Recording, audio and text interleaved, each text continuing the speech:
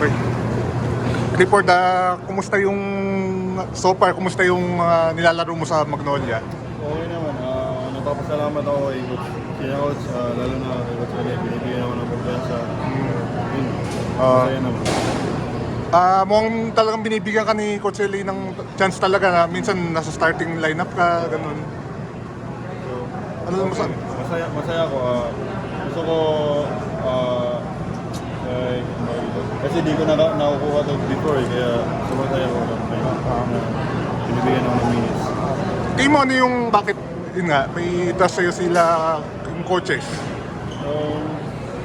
Kasi nakikita din niya na kailangan din si Kuya Ian sa second unit. So ako, nilalagay niya ako doon. Depensa na din yung makakontribute ko. Ano man nangyari sa'yo na sa Blackwater din lumipat ka ng Magnolia? Ano ako parang hindi na ako naka-renew doon. So, free agent ako. Nag-try out ako sa kanila. So, yun. Pasalamat ako na kinuha naman nila ako. Sinong nag-joke sa'yo na mag-try out?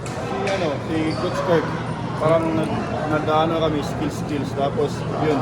Sabi niya, pwede din ako mag-try out sa Magnolia. So, yun. Yung bang hindi ka na rin yung sa Blackwater, medyo may konting lungkot din kasi syempre... Sobra kasi.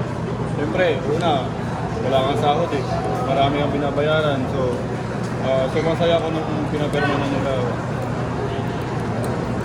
Hindi ka nag-try out. Actually, sabi nila, pwede din ako mag-try out, pero nauna na kasi ako dito. Naka-coach ulit. Pero masaya pa rin ako dito.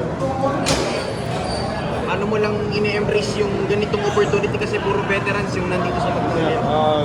Yun sobrang swerte ko kasi binibigyan ako ng chance.